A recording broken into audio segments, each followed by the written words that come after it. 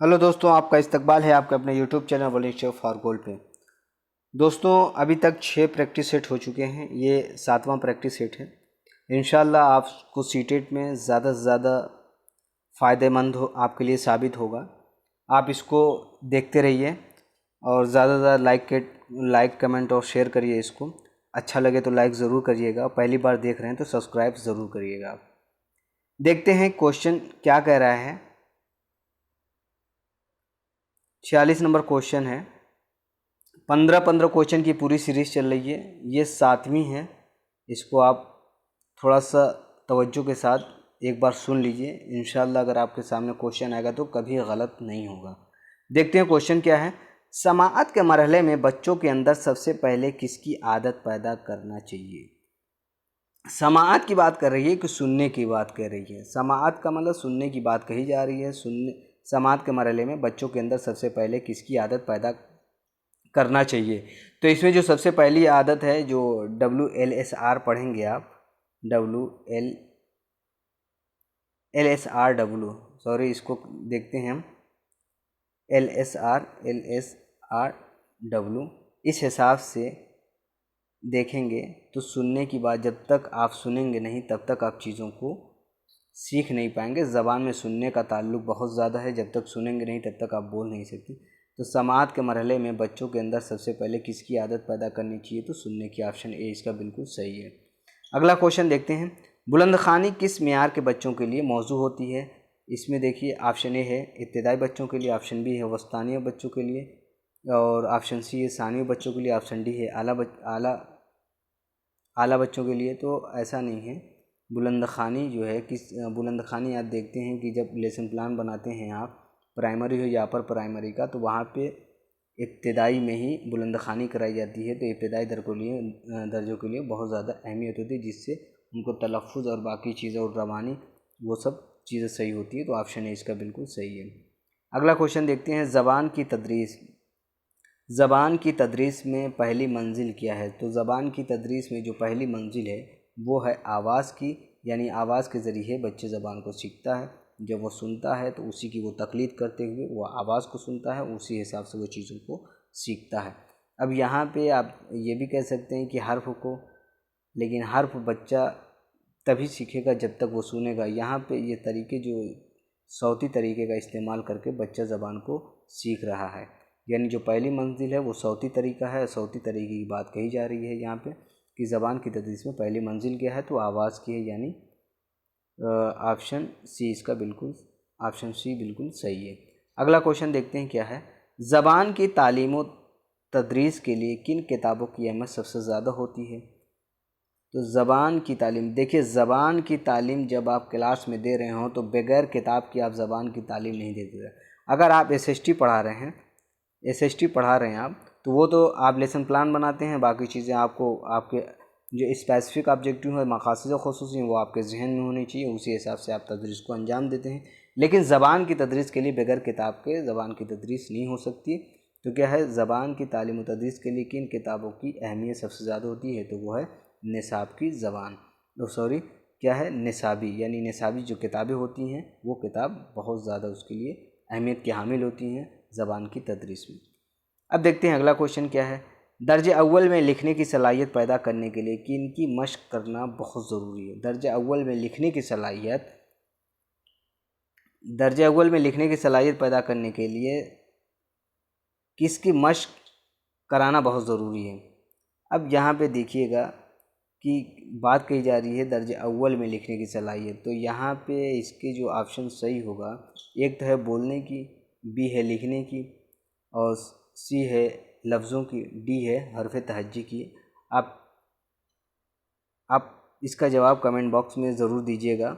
और लेकिन आंसर बता दे रहे हैं कि हुरूफ़ तहज्जी, जब तक बच्चा हुरूफ़ तहज्जी को सही नहीं सीखेगा तब तक उसके लिखने में दुश्वारी होगी। तो सबसे पहले ये है कि हुरूफ़ तहज्जी की सही से उसकी शनाख्त कर सके, यानी ऑप्शन डी इसका बिल्कुल सही है। अब देखते हैं अगला क्वेश्चन क्या कह रहा है। नज़्म की तदरीस के लिए, यानी जब आप नज़्म पढ़ा रहे हों, नज़्म की तदरीस के लिए जब नज़्म आप क्लास में पढ़ाते हैं तो तालिब इल्मों को किन सलाहियतों का परवान चढ़ाया जाता है। तो जो नज़्म पढ़ाई जाती है क्लास में तो उसके लिए तालिब इल्मों को नज़्म के ज़रिए से बच्चों के अंदर जो तख्लीकी सलाहियत होती है उसके, चूँकि जब वो नज़्म पढ़ेंगे तो उनके अंदर भी कुछ जो तख्लीकी सलाहियत होगी, शेर व शायरी की अगर दिलचस्पी होगी तो उनके अंदर क्या होगी, वो जो तख्लीकी सलाहियत हो वो परवान चढ़ेगी। तो ऑप्शन इसका देखेंगे पहले तो है शऊरी है, तदबीरी है, फ़िक्री है, लेकिन सबसे जब आप तख्लीकी की बात करेंगे, क्रिएटिव की बात करेंगे तो इसमें सारी चीज़ें समा जाएंगे, लिहाजा ऑप्शन बी इसका बिल्कुल सही है। अगला क्वेश्चन देखते हैं क्या कहा जा रहा है। तदरीस नज़्म में किसकी नुमायाँ अहमियत होती है। तदरीस नज़्म में किसकी नुमायाँ अहमियत होती है, किस चीज़ की अहमियत ज़्यादा होती है। तो इसमें देखिए, जब नज़्म आप कोई भी नज़्म या कोई भी तदरीस कर रहे हों तो आप इसमें देखेंगे कि सबसे चीज़ें जो होती हैं तरन्नुम, नज़्म को तरन्नुम के ज़रिए से आप पढ़ाएंगे तो मअसर होगा और तलफ़ुज़ भी अच्छा होना चाहिए। लेकिन जो तमहीद उसकी बनाएंगे या पेशकश भी, ये भी लेसन प्लान का एक अहम पॉइंट है। लेकिन पेशकश से पहले तमहीद आती है। तो सबसे पहले कि जो नज़्म आप पढ़ा रहे हैं उसकी तमहीद अच्छी होगी। जितनी अच्छी तमहीद होगी बच्चा उतनी ज़्यादा दिलचस्पी लेगा। इसी को कहा जाता है कि आप बच्चे की प्रीवियस नॉलेज यानी साबिक़ा मालूमात से चीज़ों को जोड़ते हैं। तो ऑप्शन डी इसका बिल्कुल सही होगा। अब देखते हैं अगला क्वेश्चन क्या है। कवायद की तदरीस के सबसे उम्दा और मुफीद तरीका है। तो उसका सबसे कवायद पढ़ाने का कोई भी तरीका, कवायद पढ़ाने का सबसे बेहतर तरीका है, यहाँ ऑप्शन देखने की ज़रूरत ही नहीं है, इस्तक़राई तरीका जो इंडक्टिव तरीका कहा जाता है। इसका वीडियो पूरा अपलोड है, उसको एक बार आप इस्तक़राई और इस्तख़राजी तरीका, उसको आप वीडियो को एक बार ज़रूर देखें। वहाँ पे सारे ग्रामर पढ़ाने के जो तरीके हैं वहाँ से आपको क्लियर हो जाएगा। अगला क्वेश्चन देखते हैं क्या कह रहा है कि प्राइमरी मेयार पर यानी प्राइमरी सतह पर, प्राइमरी मेयार पर तदरीस नज़्म का तरीका क्या है। तो ऑप्शन ए है कि गीत का तरीका, ऑप्शन बी है ड्रामा का तरीका, ऑप्शन सी तशरीह का तरीका, ऑप्शन डी है ए और बी दोनों। तो प्राइमरी पे जब आप नज़्म पढ़ाते हैं तो इंग्लिश में ज़्यादातर आप देखते होंगे जब नज़्म पढ़ाए जाते हैं बच्चों को एक तो गा कर दूसरा ड्रामाई अंदाज में पढ़ाया जाता है। तो इसका ऑप्शन डी सही है, ए और बी दोनों, यानी ए भी सही है और बी भी सही है। अगला क्वेश्चन देखते हैं क्या है।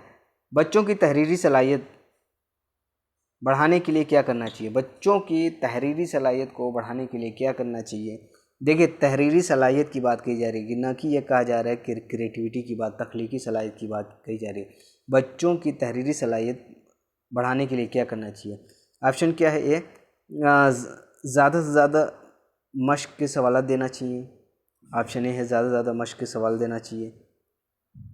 ये भी खुशखती की मश्क कराना चाहिए। तहरीरी सलाहियत ना कि अच्छा लिखने की बात करें तो ये तो क्वेश्चन आंसर हो नहीं सकता। बच्चों को देख कर या सुन कर लिखने की मश्क करना। ये अगला क्वेश्चन देख लेते हैं। किसी किस्म की शर्त लगाकर, शर्त तो लगाना नहीं है। अब ज़्यादा से ज़्यादा मश्क, बच्चों को ऐसा भी नहीं कि बहुत ज़्यादा मश्क कराई जाए। तो लिहाजा ऑप्शन सी इसका बिल्कुल सही होगा। तो इसका ऑप्शन सी बिल्कुल सही है कि बच्चों की तहरीरी सलाहियत को बढ़ाने के लिए क्या करना ज़रूरी है। अब देखते हैं अगला क्वेश्चन क्या है। स्कूल में मादरी ज़बान के मुअल्लिम का अहम रोल होना चाहिए। स्कूल में मादरी ज़बान के मुअल्लिम का अहम रोल होना चाहिए। देखते हैं ऑप्शन क्या है। स्कूल का मुकम्मल नाज़िम, वो मैनेजमेंट का तो कमेटी का मेंबर तो है नहीं कि उसको मुकम्मल नाज़िम उसके नज़्म ज़ब्त को देखेगा। मश्क के सवालात व जवाब की जांच करना, सिर्फ जांच करना भी मुअल्लिम नहीं है बल्कि उसको सारे काम को अंजाम देना है। तदरीसी और गैर तदरीसी काम को निगरान। और अब अगला देखते हैं ज़बान का सही बोलने और लिखना। देखिए, स्कूल में मादरी ज़बान की बात कही जा रही है, ये कोई और टीचर की बात नहीं, मादरी ज़बान की बात करी। जब मादरी ज़बान की बात कही जा रही है तो इसका मतलब ये है कि ज़बान के सही बोलने और लिखने की सलाहियत हो, यानी ऑप्शन डी इसका बिल्कुल सही है कि ज़बान में उसकी पूरी अबूर हो और उसको पूरी महारत हो ज़बान के ऊपर। अब अगला क्वेश्चन देखते हैं। बच्चों की इब्तिदाई तालीम शुरू होती है। अभी पिछला भी एक क्वेश्चन ऐसा आया हुआ है। बच्चों की इब्तिदाई तालीम शुरू होती है स्कूल से, पड़ोस से। सी है ख़ानदान से, डी है कोई नहीं। तो इसका ऑप्शन सी सही है कि ख़ानदान से, यानी घर से वो शुरू होती है। अगर यहाँ पे कहीं घर होता तो वो भी सही हो जाता, वालिदैन होता तो वो भी सही होता, लेकिन उसके पास का यह आंसर है कि ख़ानदान से शुरू होती है। अगला क्वेश्चन देखते हैं, बच्चा लफ्ज़ों का इस्तेमाल किस तरह सीखता है। बच्चा लफ्ज़ों का इस्तेमाल देखिए, लफ्ज़ों के इस्तेमाल की बात की जा रही है, हर्फ की बात नहीं की जा रही, लफ्ज़ों के इस्तेमाल की बात कही जा रही है। एक होता है कि रट कर, अब पेडागोजी में कहीं पे भी रटने की जगह नहीं है। दूसरी बात है जुमले बनाकर, ये बिल्कुल हो सकता है। नकल करके, ये ज़बान सीखने की बात नहीं की जा रही, ज़बान भी नकल करिएगा। खुशखत लिख कर बच्चा लफ्ज़ों का इस्तेमाल किस तरह सीखता है, तो जुमले बनाकर लफ्ज़ों का इस्तेमाल वो बहुत बेहतर तरीके से सीख सकता है। इसका मतलब कि ऑप्शन बी इसका बिल्कुल सही है। अगला क्वेश्चन देखते हैं, पुराने सबक की यादा क्यों ज़रूरी है, तो यादा क्यों कराया जाता है, तो इसका देखते हैं क्वेश्चन। ऑप्शन ए है ज़हन-नशीन कराने के लिए, बिल्कुल सही है। बी देखते हैं, अच्छी बातें बताने के लिए। अच्छी बातें बताने के लिए तो आप तो दौरान तदरीस कर सकते हैं, यादा करने की इसमें ज़रूरत ही नहीं है। माना बताने के लिए, जब यादा कराएंगे तो उसमें बच्चा माना भी बता लेगा। माना नहीं बताने के लिए, तो जाहिर सी बात है कि जब यादा कराते हैं तो इसका मतलब कि जो हमने पढ़ाया है वो बच्चों को ज़हन नशीन हुआ कि नहीं, तो इसका ऑप्शन ए बिल्कुल सही है, ज़हन नशीन कराने के लिए। यहाँ पे देख लीजिए कि जो कहा जा रहा है, एक बार इसको देखिएगा अच्छे से। इस तरह के क्वेश्चन बहुत ज़्यादा आते हैं। पुराने सबक की यादा, यानी पुराने सबक की यादा, जो पुराना सबक आप पढ़ रहे हैं, जब नई तदरीस शुरू करते हैं तो आप उनसे कहते हैं कि हमने जो अब तक पढ़ लिया उसकी थोड़ी सी समरी पेश की जाती है, ताकि साबिक़ा मालूमात इसी को कहा जाता है। साबिक़ा मालूमात से अपने चीज़ों को, ताकि उनको मालूम हो जाए कि हाँ हमने पहले ये पढ़ा है, ताकि उससे चीज़ों को छोड़ के नई चीज़ें पढ़ सकें। तो ये बात कही जा रही है यहाँ पर। देखिए अगला क्वेश्चन क्या है, ज़बान को सही सही अदा करने में किसका किरदार अहम होता है, तो ज़बान को सही सही अदा करने में किसका एक तो कवायद है, बी है उस्ताद, सी है निसाब, डी है हम जमात साथियों का। तो ज़बान को सही सही अदा करने में तलफ़ुज़ की बात की जा रही है, तो सौती तरीका, ज़ाहिर सी बात है जब मुअल्लिम तरबियत याफ्ता होगा तभी वो ये सारी चीज़ें सही होंगी। तो ऑप्शन बी इसका बिल्कुल सही है। दोस्तों इसको ज़्यादा से ज़्यादा लाइक, शेयर और कमेंट करिए और शेयर करिए। पहली बार देखें हैं तो सब्सक्राइब इसको ज़रूर करिएगा।